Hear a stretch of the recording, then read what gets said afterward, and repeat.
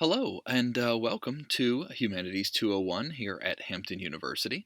We're going to begin with Chapter 1, and Chapter 1 is dealing with Mesopotamia, which is kind of a mouthful, but it literally translates to the land between two rivers.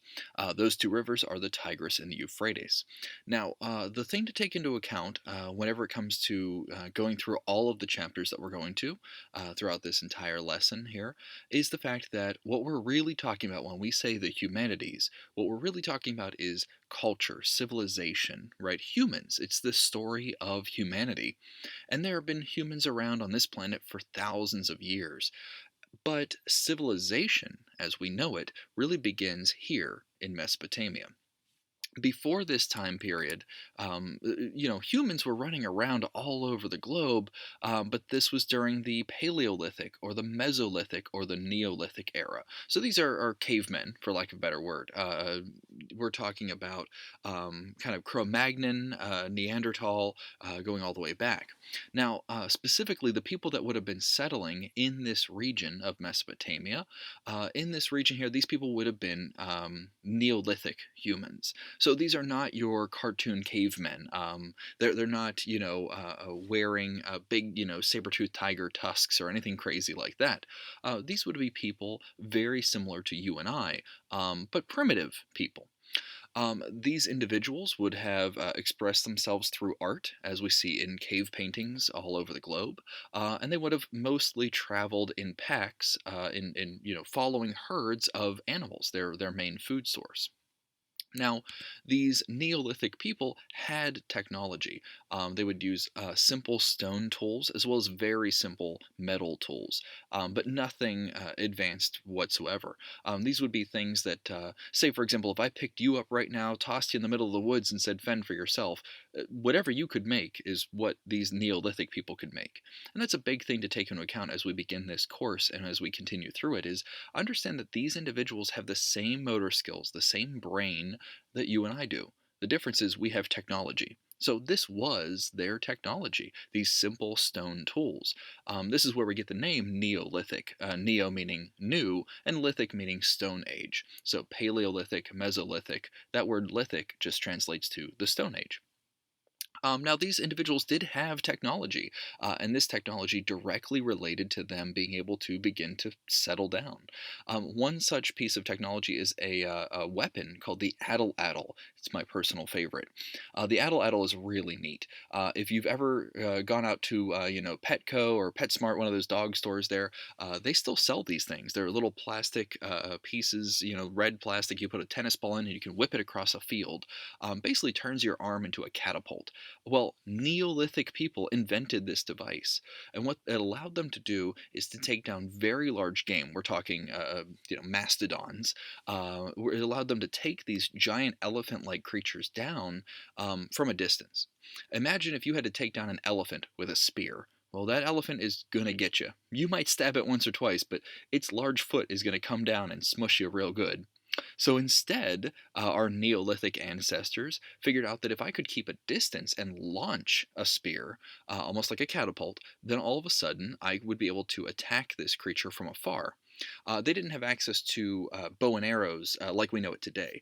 They did have very rudimentary projectiles, but the Atlatl was the nuclear bomb of its day. It changed the game. Now imagine for a second you are used to hunting large herds of gazelle. You would travel across the plains of Africa hunting down these animals, and when they moved, you moved. Now all of a sudden, you've taken down a large game, like an elephant or a mastodon. Well, you don't need to travel. You have a month's worth of food set aside, ready to go. So all of a sudden, these individuals said, well, instead of traveling after our food, what if we started setting up camp here and staying? What if we started planting crops? What if we started animal husbandry, being able to basically raise animals as a food source for ourselves? And this is where Neolithic man switches into a culturally relevant individual. And this is where human society, as we know it, begins.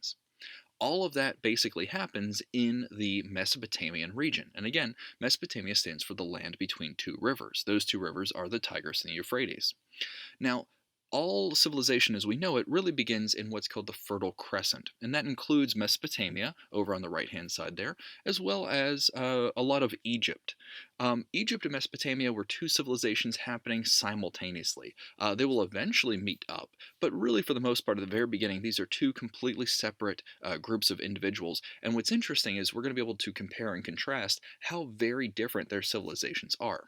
Your textbook makes it out as if these civilizations are happening completely separately, as if Mesopotamia comes first and then Egypt follows, and that's just not the case. Yes, Mesopotamia did come first from all of the archaeological records that we can find. However, we're talking a very small amount of time here, so for all intents and purposes, we can assume that both Mesopotamia and Egypt are fostering and growing around the same time period. Now, as we move further, think about again the idea of what allowed Mesopotamia, this new city, this new culture, to flourish.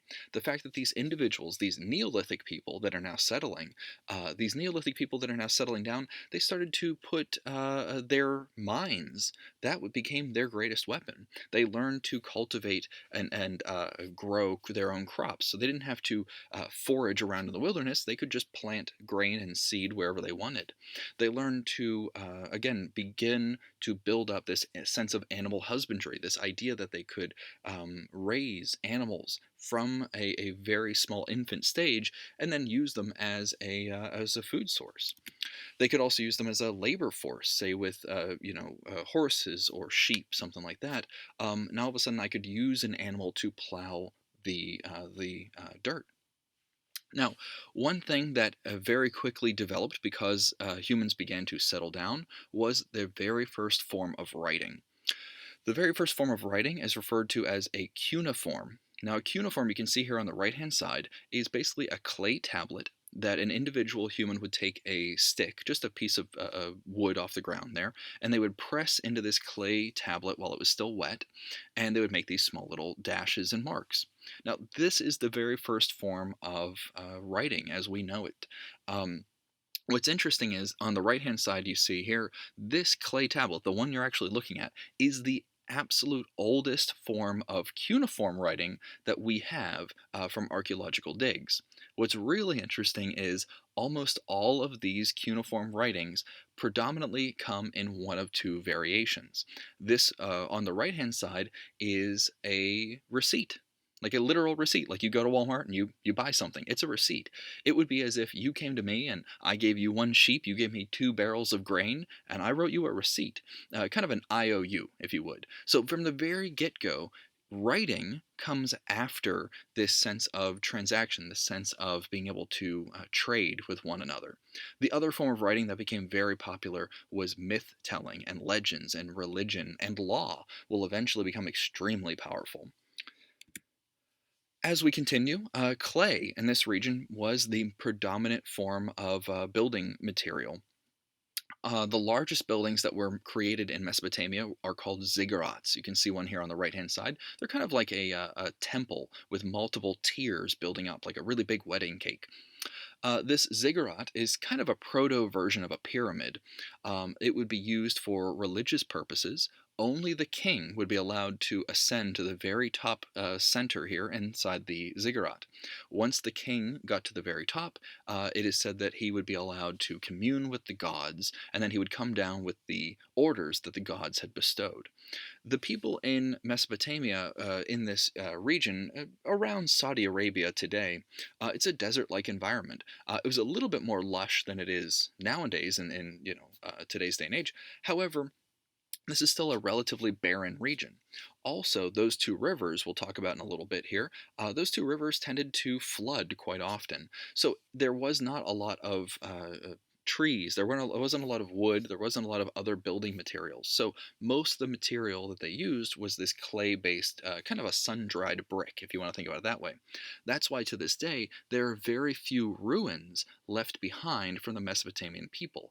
Imagine if you were a little kid making kind of a little fort out of some mud in the dirt. In 2 or 3 days, that's gone. In one good rainstorm, that mud is going to saturate and crumble and fall apart. So this was not a great building material to use, but you can see they were skilled enough to be able to dry these bricks out hard enough to build a 3 or 4 story tall building. So they definitely had some engineering skills behind them. As we continue through, they also had some level of artistic ability. However, art was absolutely not a predominant force in their culture. Remember that most of these individuals were migratory originally. You can imagine if you're traveling and following a herd of gazelle around, you don't have a lot of time to sit and whittle anything. And if you did, now you're lugging it around. That's no fun. As they began to settle, they did have some time to carve out figures of their gods or vases. They would carve into vases and tell stories that way. But for the most part, art was absolutely kind of a second class. It was not something that was utilized very often. Now, as we start to enter in, we want to talk about the leaders of this Mesopotamian region. The first big leader to come out during this region is a guy named Sargon the Great. He is the founder of the Akkadian Empire. Now, Sargon the Great is, well, he's kind of a jerk. Think about if you are the very first people that have ever settled down in human history, well, there's going to be a warlord that comes along eventually and kind of corrals everyone and for his own benefit. And that's basically what Sargon the Great was. He was the great in the sense that he conquered a lot. He was the not so great when it came to human interaction. He was very barbaric, very strong. He had the strongest warriors behind him, and he used those warriors to conquer village after village after village. However, in doing so, he allowed the birth of some of the largest cities to come along during this time period. So we introduce a city called Sumer. It's like the word summer, but only one M. Sumer. And this is where we introduce the Sumerians. You might have heard of ancient Sumerian text in like an Indiana Jones movie or something like that. Well, Sumerians are basically Mesopotamians, they are one and the same. Now, the Arcadians that come along here after Sargon the Great, they start moving in, and like I mentioned before, they are very warlike. This does not lead for a long-standing empire because if you are being held down by oppressive forces, eventually you want to push back. So Sargon would not be around forever, but he definitely was the very first conqueror of the very first empire that has ever existed in all of human history. As we continue along, we can introduce a new kingdom to come out of the old. And the new kingdom that comes out here is a area called Babylon. You might have heard of Babylon before. Babylon was founded and run by King Hammurabi. Now, King Hammurabi was a very fair leader, especially compared to Sargon the Great. King Hammurabi introduces Hammurabi's Code. It's a huge, monumental shift. Consider if you are under oppressive force, if your king is Sargon the Great, and then all of a sudden you have a new king that comes in, Hammurabi, and he sets down the first set of laws in all of Mesopotamia. Imagine it's not just the king's word. The king is saying, I have a series of laws that everyone, myself included, has to follow. Now, some of these laws you probably have heard of before. Um, think about an eye for an eye, a hand for a hand. That's not biblical. That's the code of Hammurabi. It was his way of figuring out some legal system to make sure that you weren't going to steal from anybody else. For example, if Sargon the Great comes along and he just wants to steal from your shop, he can. He's the king. Who's going to stop him? But if Hammurabi, even being the king, comes along to your shop and steals an apple, well, now you get to take something of his, right? So, setting down a code of laws all of a sudden made sure that all humans were equal in the eyes of this newly formed proto government. Understand, King Hammurabi was not the greatest person in the world. He's still absolutely a king. He's not perfect. Here's a very small set of over 200 laws that come from the Code of Hammurabi. Now, these laws would have been carved into very solid stone blocks. You can see one here on the right hand side. And they would have been carved directly into this and placed in the center of town. So at any point in time, you didn't have a judge or a police force. You would just literally reference the law of the land. So, for example, slaves were not protected under the code at all. Not a great job there, Hammurabi. Women are inferior and wives were property. Not great. Let's skip down here. Incest was forbidden. That's a pretty good law. I'm okay with that. You can see just a handful here, and you can actually go onto Google and look up every single law that existed. So understand, These laws are not purely progressive in our 21st century mindset. However, the fact that a king, someone with omnipotent power, was willing to lower his authority for the sake of the betterment of all of humankind, that's a huge step. If I gave you complete and utter control and you gave that power back to me, you said I don't want it. That's a huge, huge step, and that's exactly what Hammurabi did. As we move away from Hammurabi and Babylon, we eventually enter into the Assyrian people. These Assyrian people gained their independence from the Akkadian Empire. However, their empire was not around all that long. They spread a little bit too quickly, and became a little bit too thin, and that became their downfall. There was the Neo-Assyrian Empire, and some of these people eventually come from Egypt and move over in towards the Persian region. We can introduce the Chaldeans. The Chaldeans are a nomadic people around the Mesopotamian region. These individuals were kind of in and out of the Babylon region. They eventually defeated the Assyria people and created a new empire called the Neo Babylonia or New Babylonian Empire. Eventually, down the pike, unfortunately, they would be conquered by the Persians. But the Judeans are going to come back in a future chapter, so we'll talk about them later. Now, this Neo Babylonian Empire was massive. These Chaldean people wanted to build lavish, tall, powerful structures. Again, still using clay bricks. So understand, even though this is an illustration, this is absolutely a building that would have existed during this time period. You might have heard of the Hanging Gardens of Babylon. That's this time period. They had figured out very rudimentary infrastructures with the ability to irrigate their systems. So, for example, if I wanted to plant something in the middle of the desert, I would be able to irrigate water from a local water source and bring it directly to my town. Take, for example, if you were walking through a desert and you came across King Nebuchadnezzar's Neo Babylonia, you might see off in the distance these giant blue gates. These would be the main gates to this kingdom. Now, think about the color blue in a desert. It would seem like a mirage to you. There's no blue in the desert. Waterfalls coming from a giant entrance? There's no way this could be a real thing. Well, it absolutely was. We have real remnants of this actual building in real life. This blue that you see would be made primarily from pulverized stone called lapis lazuli. It's a very powerful, rich stone that is found almost entirely in one mountain range in modern day Afghanistan. So they would take this pulverized stone and they would form it into a tile. And then they would go through and tile the exterior of this building. But again, it would have a slight shimmer to it. It's like a gemstone. And this would be completely captivating to you. So if you were from some outside tribe, maybe you were from a warring tribe and you saw this, instantly you didn't even need to fight these Chaldeans. You understood they had opulence, they had wealth, they were kind of boasting, they were showing off how powerful they really were because they could implant these stones into tiles and have running water. That's insane. Running water from an irrigation source. Absolutely crazy. Now, finally, we introduce the Persian Empire, and they're really the best of the best of the best here. They have the best army, they have the best soldiers, the best kings, the wisest people. If you saw the movie 300, they're the bad guys. However, they are not like you see in the movie 300. They were very wise, very just people. They used and utilized many of the previous empires that have come before them and kind of merged and grew together. Neo Babylonia was still around during this time period, but Persia, as you can see in this kind of reddish orange on our map, Persia very quickly started to expand and grow over through Media and onwards.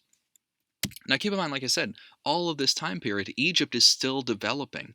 But one big thing, one takeaway from Mesopotamia is we introduce Zoroastrianism. Now, this is one of the first religions that introduces dualism. Okay? Now, the gods during this time period, if you were growing up, if you were raised in Mesopotamia, the gods were something that was not a personal force. You would not pray to the gods. The gods didn't care about you, they were bigger than you. You are a mere speck on the earth. The sun rises, it's a flaming ball of gas above you. You don't get to talk to the sun god. Oh, there is a sun god, but he doesn't care about you. This was kind of a downward spiral in the religious viewpoint of most Mesopotamians. But then we introduce this religion. And this is very much a small cult that is beginning to form. And out of this religion, we start to introduce this idea of dualism. Now, this is to say there's a good God and a bad God. Now, these gods are still impersonal. You do not get to talk to them. The king would get to talk to any god he wanted to on top of one of those ziggurats, but you do not have communication with the gods. These are not individuals that you can pray to or hope for. But this small little upstart religion introduces the idea of a good God and a bad God, this dualism, and this is going to come back in big, big ways as we continue throughout our textbook. So let's continue on a little bit and let's talk about some of the myths that are introduced in the Mesopotamian time period. I'll see you in the next video.